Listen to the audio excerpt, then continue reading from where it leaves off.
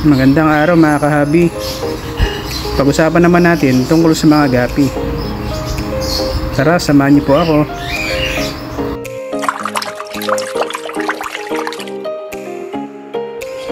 Kumuha ako ng isang pair na full gold guppies na ating na-breed dito sa ating munting isdaan.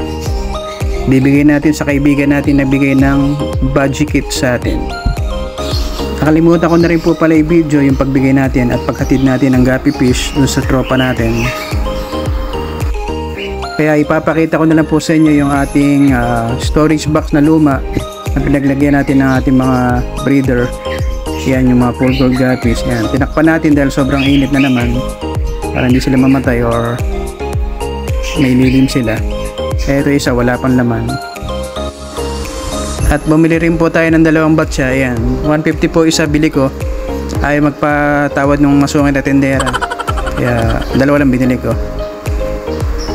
Tapos dito na aktuhan natin yung pair natin na budgie kits. Nagsusubuan sila dahil magpapakain sila ng kanilang inakay. At eto, magpapakain din tayo ng ating mga hamster. Ito yung isa, tulog na tulog, makikita niya mga kaibigan. Aktibo nga po pala sila pag gagabi, pag umaga tulog sila. At ito po mga kaibigan, dumating na po yung ating order na 2 tryo na guppy fish na ating ibirid dito sa ating munting isdaan. Yan, AFR po na delta tail, ganda po, pulang pula. Tapos ito may mga female na AFR. At yung isa po hindi ko na pinakita mga kaibigan dahil project natin yun. Papakita ko na lang sa susunod pagka na-breed natin sila. Tapos ito yung freebie na magenta. Yan, ganda rin po. Tapos inacclimate natin muna sila rito. Bala nasa labas sila ng bahay. Bala ko talaga silang ilagay mga guppy na to doon sa loob ng bahay natin, sa mga breeding area natin ng mga guppy fish dati. Yan, si Mrs. pinapakawalan na yung mga guppy. Bukas na lang natin ng umaga kukunin, ilalagay dun sa loob ng bahay. At yan, pagdating po ng umaga hinuli kagad natin mga guppies natin na pre-breed natin. Nilagay po natin sa 5 gallon tank nila.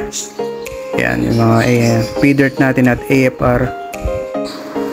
Alam niyo po mga kabi, yung guppy fish talaga ng una nating na-breed dito sa ating munting isdaan. Nagsisimula pa lang tayo. Yung hobby pa lang natin to, hindi pa natin to ginagawang extra income. Napakaganda ng guppy fish mga kaibigan, ang bilis dumami. Kaya marami po nag-aalaga na guppy fish dahil sa kulay nila, dahil maganda naman talaga sa mata pag pinanood natin sa ating mga aquarium, sa mga tank natin. Talagang mawawala yung stress mo. Ito naman mga kaibigan, payo ko lang po bilang medyo matagal na rin tayo sa pagbe-breed ng mga isda. Pag bibili kayo ng guppy fish mga kaibigan, magsimula muna kayo sa 1, 2 strain muna dahil ang bilis po dumami nito. Saglit lang, napakadami nyo ng guppy fish. Kaya mapapayaw sa inyo, unahin nyo bumili ng mga tank o yung mga lalagyan dahil hindi nyo alam kung saan ito ilalagay pag sumobra dami na nito. Sa susunod po mga kahabi, pag-usapan naman natin tungkol sa iba't ibang klase ng guppy. Meron pong chops dyan, cal at saka yung pure strain. Hanggang sa susunod po, maraming salamat. Bye bye, ingat po kayo.